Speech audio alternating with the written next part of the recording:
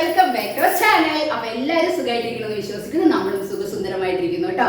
അപ്പോൾ ഇന്ന് ചിങ്ങം 1 എത്ര പെട്ടെന്നാണ് വീണ്ടും ഒരു ചിങ്ങമാസം വന്ന് എത്തിയിരിക്കുകയാണ് അല്ലെ. ചിങ്ങമാസം എന്ന് പറയുമ്പോൾ തന്നെ നമ്മുടെ കുട്ടിക്കാലമൊക്കെ നമുക്ക് ഒരുപാട് ഓർമ്മ വരുന്നത്. കാരണം എന്താണെന്ന് വെച്ചിട്ടുണ്ടെങ്കിൽ നമ്മള് ചിങ്ങം വന്നു കഴിഞ്ഞാൽ പിന്നെ ഓണമല്ലേ അല്ലേ, വേറെ എന്താണ്. അതുകൊണ്ട് തന്നെ അതിൻ്റെതായിട്ടുള്ള എന്താ പറയുക, ഈ സമയത്ത് മാത്രം കാണാൻ പറ്റുന്ന നമ്മൾ പാടങ്ങളിലൂടെ പോയി കഴിഞ്ഞാലും ഇതിലൊക്കെ പോയി കഴിഞ്ഞാൽ, അതായത് തുമ്പപ്പൂവ് അങ്ങനെയുള്ള ഈ വർഷത്തിന്റെ പ്രത്യേകതയായ ഒരുപാട് പൂക്കളൊക്കെ ഉണ്ട്. അപ്പൊ ആ പൂക്കളും അതൊക്കെയാണ് നമ്മുടെ കണ്ണിൽ ഇങ്ങനെ ഓർമ്മ വരുന്നതും. എപ്പോഴും നമ്മൾ ചിങ്ങമാസം വന്നു കഴിഞ്ഞിട്ടുണ്ടെങ്കിൽ നമ്മുടെ കുട്ടിക്കാലം ഓർക്കാത്തവരായിട്ട് ആരും ഉണ്ടാവില്ല എന്നാണ് എനിക്ക് തോന്നുന്നത്. നമ്മൾ അതേപോലെ ഓർത്ത് പോകും കേട്ടോ.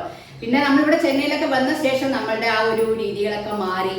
അതുകൊണ്ട് നമ്മൾ ആ ഒരു രീതിയിൽ നമ്മളിവിടെ പോയിക്കൊണ്ടിരിക്കുന്നു. എന്നാലും നമ്മുടെ നാട്ടിൽ ഈ സമയങ്ങളൊക്കെ ഉണ്ടായിരുന്നെങ്കിൽ എന്ന് നമ്മൾ അറിയില്ല. അതായത് നമ്മുടെ ഫ്രണ്ട്സുമാരെല്ലാവരും കൂടെ ചേർന്ന് സെറ്റ് മുണ്ടൊക്കെ എടുത്ത്, അതുപോലെ ആൺകുട്ടികളും മുണ്ടും ഇതൊക്കെ ഇട്ട്, കസവ് മുണ്ടൊക്കെ ഇട്ട് നമ്മൾ അമ്പലത്തിൽ പോവുകയും അങ്ങനെ ഒരു കാലം ഉണ്ടായിരുന്നു. പക്ഷെ ഇപ്പൊ അതൊക്കെ മാറി പറഞ്ഞു. എന്നാലും ഇപ്പൊ നിങ്ങൾ നാട്ടിലുള്ള എല്ലാവരും അടിച്ചു പൊളിച്ച് ഇതുപോലെയൊക്കെ ചെയ്യുന്നുണ്ടാവും. എല്ലാവരും അതുപോലെ തന്നെ പോട്ടെ, നല്ല രീതിയിൽ അമ്പലത്തിലൊക്കെ പോയി പ്രാർത്ഥിച്ച് എല്ലാവർക്കും എന്താ പറയാ നല്ലത് മാത്രം വരട്ടെ നമുക്ക് പ്രാർത്ഥിക്കാം അല്ലെ. അപ്പൊ നമ്മുടെ ഇന്നത്തെ ഒരു വീഡിയോ എന്താന്ന് വെച്ചിട്ടുണ്ടെങ്കിൽ ഇതിനെക്കുറിച്ച് 2 വാക്ക് പറയാന്ന് വിചാരിച്ചു. അതാണ് നമ്മുടെ പൊന്നിൻ ചിങ്ങം അല്ലെ.